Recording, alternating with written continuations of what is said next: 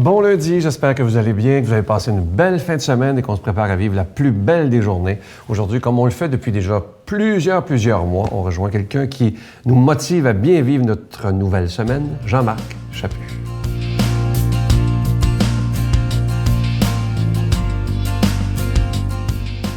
Salut! Hey, au mois de décembre, je pense que c'était le 13 décembre, vous pouvez le regarder dans la presse. Boucard Diouf, vous savez, cet Africain québécois maintenant, bien, il a écrit quelque chose, un article qui s'appelait « Bonheur d'occasion ».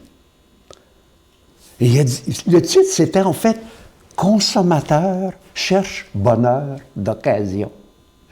Et dedans, ce qui était incroyable, c'est qu'il disait « Peut-être que la chose, nos ancêtres, il fallait qu'ils cherchent, qu'ils trouvent d'autres affaires. C'est ce qui a permis, pendant des millénaires, à la société de se développer, aux humains de grandir. Mais à un moment donné, on cherche tellement à avoir toujours du nouveau, qu'on ne cherche plus à se développer, qu'on cherche seulement à consommer. Et là, on devient des consommateurs. Et là, il fait un jeu de mots entre bonheur et la bonheur. Le bon. Pas bonheur, de trouver l'heure, le bonheur. Puis il dit à un moment donné dans l'article, puis je vais vous le lire, une maison plus grande, une célébrité, de l'argent acheté par les fenêtres. Prenez tout ce que vous voulez comme symbole de réussite sociale et le corps semble programmé pour le banaliser un jour et rêver à quelque chose de neuf. On veut consommer.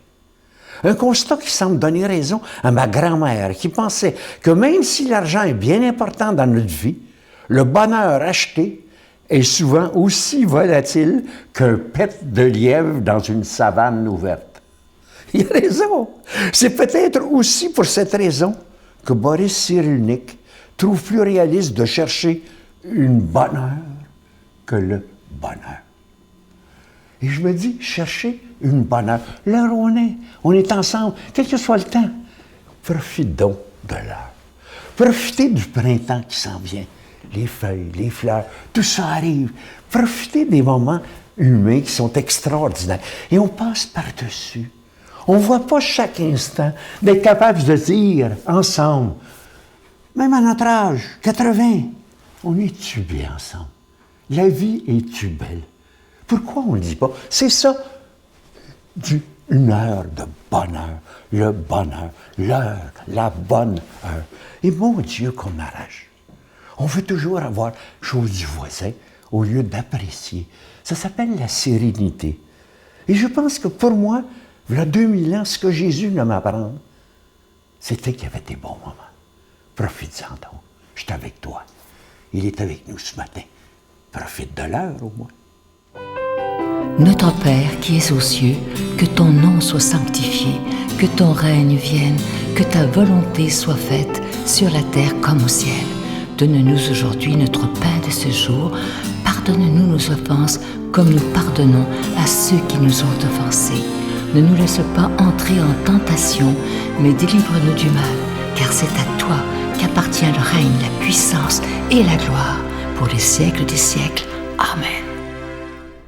Je suis très content de vous parler de mon nouveau CD. Ça fait très longtemps que j'en avais pas fait un. Il s'intitule « Laissons Dieu être Dieu », un CD de méditation où on prend le temps de prier ensemble. J'espère en tout cas qu'il va vous plaire parce que moi, j'y ai mis tout mon cœur. Ça m'a pris quelques mois à le préparer, mais je dois vous dire que, en tout cas, moi, j'en suis fier et j'espère que lorsque vous l'écouterez, vous ressentirez une grande paix, que ça vous aidera à aller visiter votre monastère intérieur, là où Dieu se trouve. Et parce que je pense souvent qu'on est porté à chercher Dieu un peu partout, hein, alors qu'on n'a pas à le chercher. Il est déjà dans ce sanctuaire qui est notre âme. Il est déjà en nous, mais malheureusement, dans la société dans laquelle on vit, tout va tellement vite, on n'a plus de silence. Et c'est pour ça, des fois, qu'on a l'impression que Dieu n'existe pas, qu'il n'est pas là, alors qu'il est là, mais c'est dans le silence, dans la prière et la méditation qu'on peut le trouver. Alors, il s'intitule « Laissons Dieu être Dieu ». C'est avec un don de 25 $. Est-ce que vous en voulez deux? Parce que ça se donne bien en cadeau. C'est avec un don de 40 $. Je vous donne l'adresse. La Victoire de l'amour, casier postal 120, succursale Boucherville à Boucherville. Le J4B 5E6, je vous la redonne. La Victoire de l'amour, casier postal 120, succursale Boucherville à Boucherville. Le J4B 5-6. Également par téléphone, par carte de crédit du lundi au vendredi de 8h30 à 16h30 dans le 514-523-4433, 523-4433 ou sans frais le 1-888-811-9291, 1-888-811-9291 et aussi sur notre site internet le www.lavictoiredelamour.org. Moi, je vous dis merci de tout cœur de votre prière, c'est ce qu'il y a de plus important, et merci aussi de donner des mains à la Providence.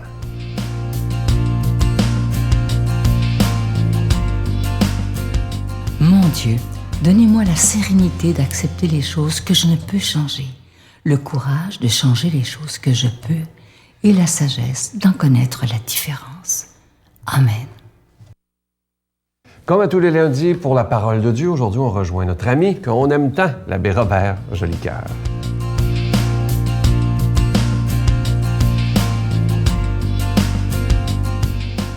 Le temps pascal est un temps de renaissance. Ce matin, retrouvons Jésus en train de dire à Nicodème qu'on n'est jamais trop vieux pour renaître à la vraie vie. Bonne nouvelle de Jésus-Christ selon Saint Jean. Il y avait un pharisien nommé Nicodème. C'était un notable parmi les Juifs. Il vint trouver Jésus pendant la nuit et lui dit, « Maître, nous savons bien, c'est de la part de Dieu que tu es venu nous instruire, car aucun homme ne peut accomplir les signes que tu accomplis si Dieu n'est pas avec lui. » Jésus lui répondit, « Oui, je te le dis, personne, à moins de renaître, ne peut voir le règne de Dieu. » Nicodème lui répliqua, « Comment est-il possible de naître quand on est déjà vieux? Est-ce qu'on peut rentrer dans le sein de sa mère pour naître une seconde fois? » Jésus répondit, « Oui, je te le dis, personne, à moins de naître de l'eau et de l'esprit, ne peut entrer dans le royaume de Dieu. Ce qui est né de la chair n'est que chair. Ce qui est né de l'esprit est esprit. Ne sois pas étonné si je t'ai dit qu'il vous faut renaître. Le vent souffle où il veut. Tu entends le bruit qu'il fait, mais tu ne sais pas d'où il vient ni où il va. Il en est ainsi de tout homme qui est né du souffle de l'esprit. »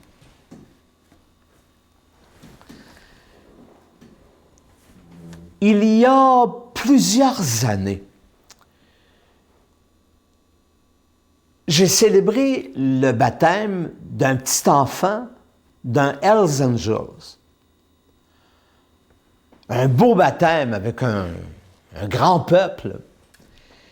Et quelques jours après, je reçois un téléphone d'un gars qui me dit « Est-ce que je parle au curé Jolicoeur? » J'ai dit « C'est moi. » Il dit, j'étais au baptême, il dit, il y a quelques jours, du petit Hells que vous avez baptisé, puis j'aimerais ça vous voir. Ben, j'ai dit, ça va me faire plaisir. J'ai dit, à quelle heure tu veux venir?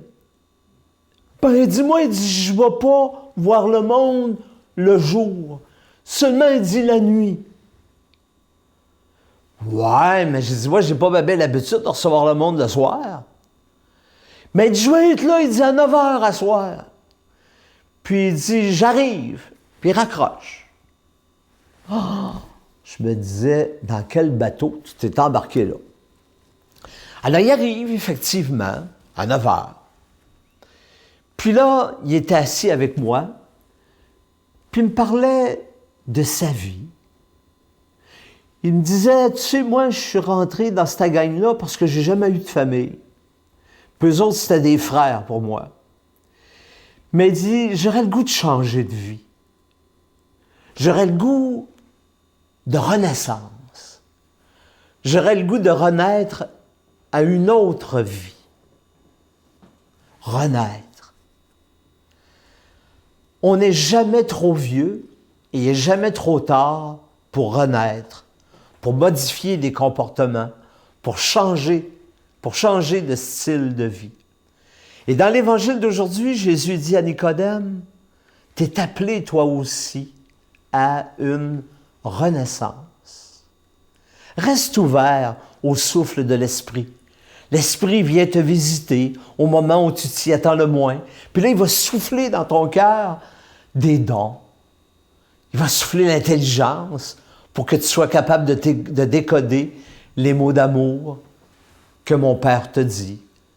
Il va souffler dans ton cœur le don de la sagesse pour que tu sois capable de découvrir que dans chaque personne, il y a du beau, il y a du grand. Il va souffler la force pour que tu sois capable, à un moment donné, de pardonner à ceux qui te font de la peine puis de ceux qui te font du mal. Permette à l'Esprit, même aujourd'hui, dans notre temps, de souffler ses dons pour que nous devenions nous-mêmes des témoins du ressuscité.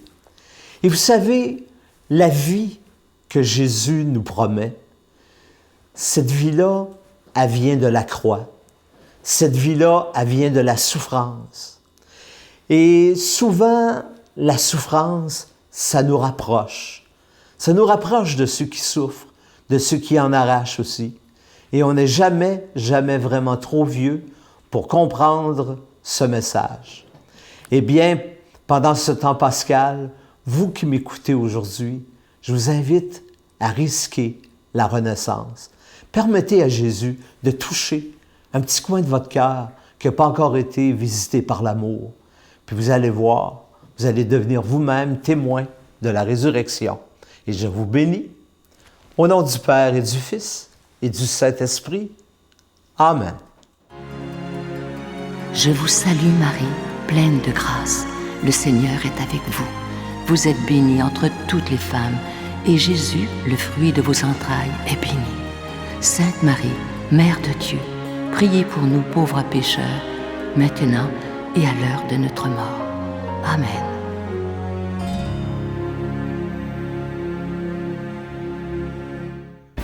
Venez célébrer avec nous le 20e anniversaire de la victoire de l'amour en compagnie de Monseigneur Christian Lépine, archevêque de Montréal, l'abbé Robert Lemire, l'abbé Robert Jolicoeur, Dolly Dimitro, Jean-Marc Chaput, Sœur Angèle et Sylvain Charon.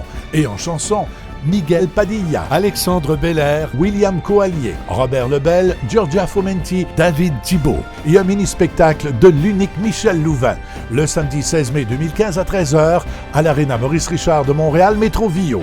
Coût du billet 25 $, taxes incluses. Réservez rapidement au 514-523-4433 ou sans frais au 1-888-811-9291.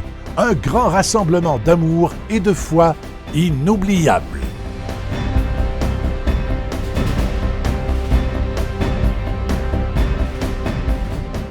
Je vous laisse avec la magnifique prière de Nicole Bordelot, c'est de toute beauté. Mon Dieu, ralentis le rythme effréné de mes pensées, apaise les battements de mon cœur pour que je puisse mieux t'écouter.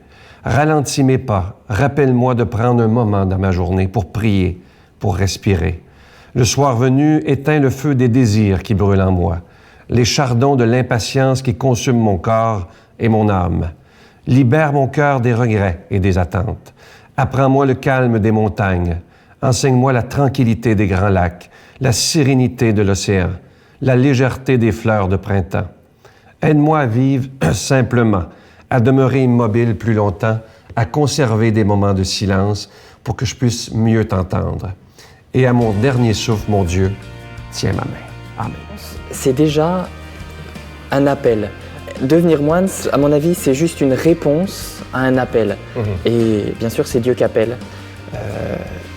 Pour moi, c'est-à-dire que Dieu m'a parlé à travers des événements de ma vie, qui m'a fait dire, Dieu m'a fait découvrir que j'avais une intériorité, qu'il m'appelait à prier, et qu'un jour, en croisant la communauté, les fraternités monastiques de Jérusalem, il m'a dit « c'est là ».